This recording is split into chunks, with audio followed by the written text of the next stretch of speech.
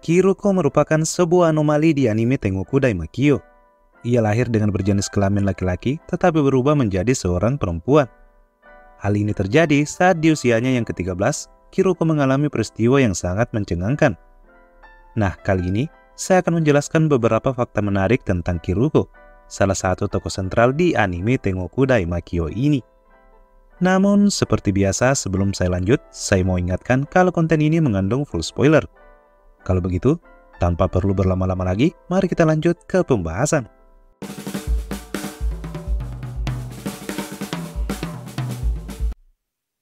Sebelum mengubah identitasnya, Kiruko dulunya adalah seorang bocah laki-laki yang bernama Takehaya Haruki.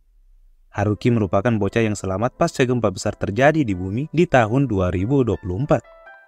Haruki memiliki seorang kakak perempuan bernama Takehaya Kiriko. Kiriko merupakan pebalap jalanan yang populer bagi warga yang hidup di Jepang pasca apokalips.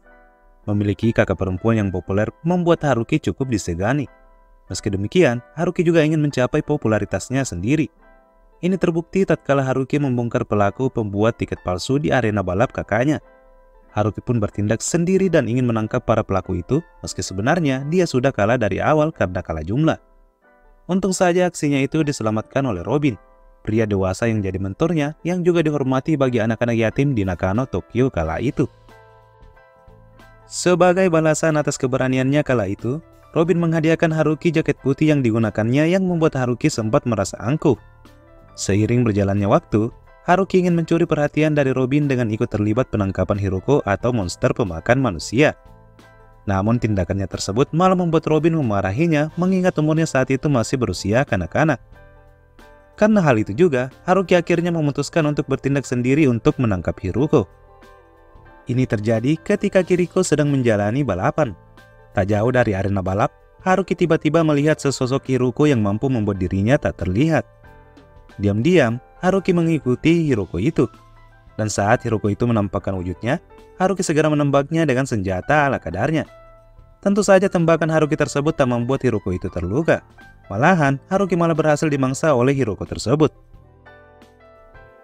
Disinilah awal mula bencana yang dirasakan oleh Haruki. Saat dia dimakan monster misterius, tak sengaja Kiriko melintas dan melihatnya. Kiriko segera menyelamatkannya dengan menabrakkan mobil balapnya di tubuh Hiroko itu. Kiriko lalu menarik tubuh Haruki dari monster tersebut. Dia pun berhasil menarik tubuh adiknya.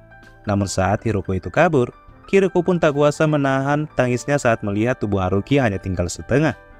Nah, jika disaksikan di animenya, kita bisa melihat bagaimana setelah ini, Haruki berhasil selamat setelah dia dioperasi. Ketika siuman, Haruki menyadari bahwa dia kini menggunakan tubuh baru yang tak lain adalah tubuh kakaknya. Haruki pun meronta. Para perawat yang melihatnya mencoba menenangkannya dengan mengatakan kalau Haruki saat itu sedang berhalusinasi. Para perawat lalu menyebut kalau dia adalah Kiriko yang asli, tapi sedang berhalusinasi karena telah kehilangan adiknya. Tentu saja perkataan perawat tersebut terlontar karena ingin menenangkan Kiriko. Sebenarnya, yang hidup adalah Haruki dan sudah terkonfirmasi kalau dia berhasil hidup setelah menggunakan tubuh kakaknya. Ini semua terjadi berkat tangan dari Dr. Sakota Teruhiko, atau kita kenal sebagai Dr. Sawatari di Akademi Takahara. Dr. Sakota saat itu menyelamatkan Haruki dengan memindahkan otaknya ke tubuh Kiriko. Ini dilakukan Sakota karena tepat saat Haruki diselamatkan Kiriko, ternyata kepala Kiriko tertembak yang membuatnya turut meninggal dunia. Ini diketahui Haruki setelah dia menjadi Kiriko dan bertemu dengan Dr. Sakota tidak jauh dari markas Kementerian Rekonstruksi. Saat itu, Dr. Sakota mengatakan bahwa dia terpaksa melakukan itu untuk menyelamatkan Haruki. Namun mengenai siapa yang menembak Kiriko saat itu, Dr. Sakota sendiri belum mengetahuinya. Yang jelas, metode yang dilakukan Sakota saat menyelamatkan Haruki sama seperti transplantasi otak yang ia lakukan saat memindahkan otak Kamina Kasino ke salah satu siswa Akademi Takahara yang bernama Nata, yang akhirnya tewas pasca penyerangan tentara di Akademi Takahara. Awalnya Haruki tidak terima dengan tubuh barunya ini, apalagi tubuh yang ia pakai adalah tubuh wanita yang notabene melawan kodratnya sebagai laki-laki. Namun perlahan-lahan Haruki mencoba menerimanya sembari memiliki misi untuk mencari Robin dan Dr. Sakota, yang entah mengapa menghilang pasca kecelakaan yang menimpanya. Disinilah Haruki mulai mengganti identitasnya dan mengubah namanya menjadi Kiruko. Dia pun mulai berkelana, dan di tiap perjalanannya, Kiruko mencoba mempelajari hal-hal untuk membuat dirinya pandai bertarung. Hingga 5 tahun berselang sejak kematian kakaknya, Kiruko tumbuh menjadi wanita dewasa yang mirip dengan Kiriko. Berkali-kali Kiruko bekerja sebagai pengawal keliling yang berpindah dari kota ke kota. Dengan pekerjaan ini, Kiruko mengasah kemampuannya dalam menggunakan senjata. Dia sangat lihai menggunakan senjata seperti pistol. Di pekerjaan ini jugalah dia mempertajam kecerdasannya, baik itu dalam mencari jejak atau membaca navigasi agar tidak tersesat. Kiruko terbukti mampu belajar dengan cepat. Segala keahlian inilah yang membuat Mikura Manaka atau Kamenaka Shino memilihnya untuk mengawal Maru, bocah 15 tahun yang lahir dari rahim siswa Akademi Takahara. Sebelum kematiannya, Mikura juga memberikan senjata Super Beam pada Kiruko yang terbukti mampu menyelamatkan dia maupun Maru dari ancaman orang-orang yang ingin merampoknya. Di tengah perjalanannya untuk mencari surga bersama Maru, Kiruko memiliki sebuah fakta menarik. Kiruko meski bertubuh wanita masih memiliki perasaan suka pada wanita. Ini dibuktikan ketika dia melihat tubuhnya saat sedang berada di sebuah penginapan milik warga. Kiruko seakan terobsesi dengan tubuh indahnya itu ketika dia melihatnya secara langsung di cermin. Asumsi ini bisa benar jika kita melihat upaya Maru yang berkali-kali menyatakan cinta padanya. Kiruko sama sekali tak bisa menerimanya. Kiruko masih belum menerima dirinya harus menjalani hidup di tubuh perempuan meski dia sudah bertahun-tahun memiliki tubuh wanitanya tersebut. Ini jugalah yang mendasari Kiruko berusaha menolak usaha Robin yang ingin memperkawasnya. Kiruko jelas kecewa dengan perubahan sikap Robin ini yang ia sangat hormati sebagai mentor sebelumnya.